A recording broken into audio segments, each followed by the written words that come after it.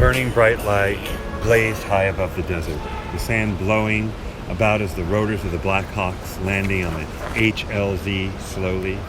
As I began to open my eyes, the sting of the fluorescent light was just harsh enough to slam them back shut. A vampire hissing at the sun.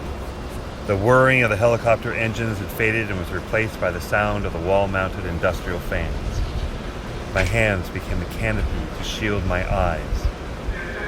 White brick and concrete replaced the blue sky and sand. The weight was compounding the intensity of light. Streaks of blue striped the walls where my clothes hung limp, lifeless.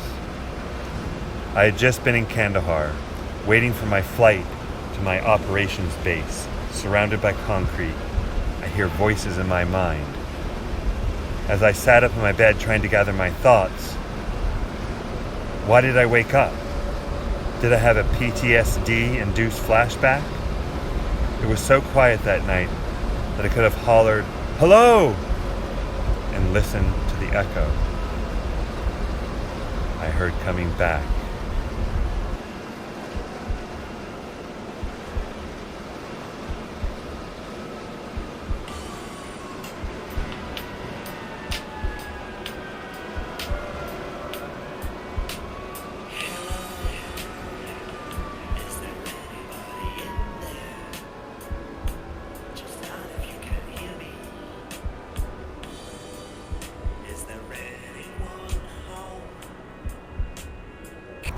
I laid back down and said to myself, no one is home.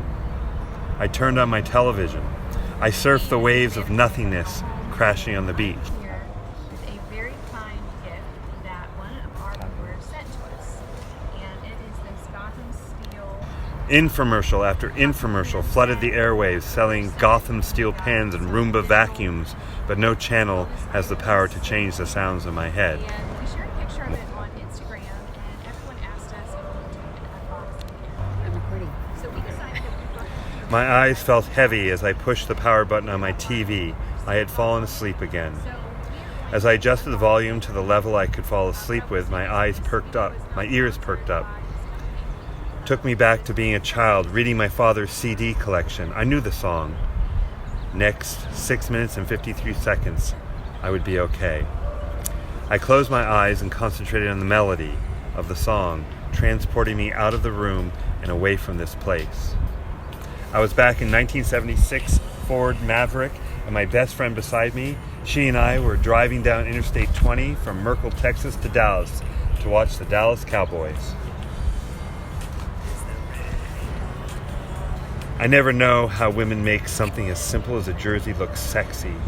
I heard her say as we drove, she just shrugged it away with a wink and a smile.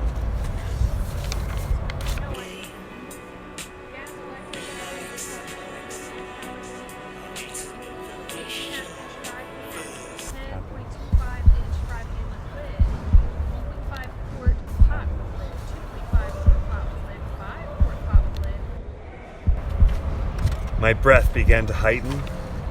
My heart felt as though it was a kangaroo kicking out of my sternum, trying to break free from its confinement in my chest.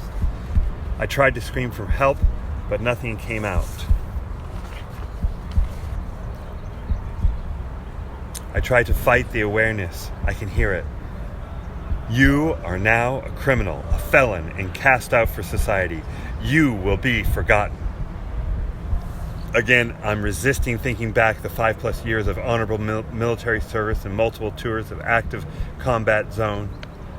The thoughts of my 3 beautiful children.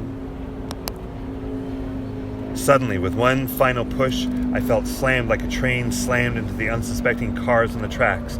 I was lying on a metal bunk surrounded by concrete and steel, drifting in darkness as the song of a distant memory. The floor dropped out from underneath me. The words of the song began whizzing past me. Colors flashed in bright, vibrant shades. As I fell, I felt like I was descending into a hole. A piercing sound drove through my sleep, instantly jerking me back to reality. 6 a.m. Count time procedures of the correctional facility I now call home. had begun. My body shot upright. The officers announced their morning greetings, but something was off. My cell door was gone. It wasn't as if it had been opened and out of sight, but as if it never existed. I got out of bed and slid my shoes on, and when I looked back, my roommate and entire bunk was gone, as if it had joined the door for the daring escape. I walked out on the tier of the day room, and it was devoid of life. I descended the stairs toward the front door. I tried to exit from this hell. I tried to run, but it was no use. I was frozen still as I stood.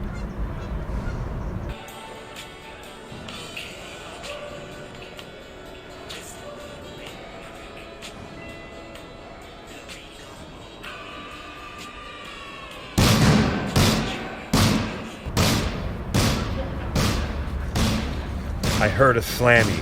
I began to fall again, but the banging didn't stop, and as I opened my eyes, I realized my headphones were still on.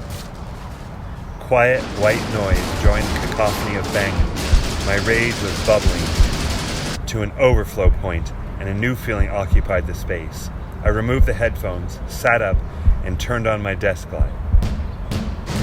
It's count time! Stand for count! I was covered in sweat. My heart was racing. I tried to shake the night's events from my mind. As the officers concluded the count procedure, I sat back in my bed, trying to forget all that it had happened the night prior.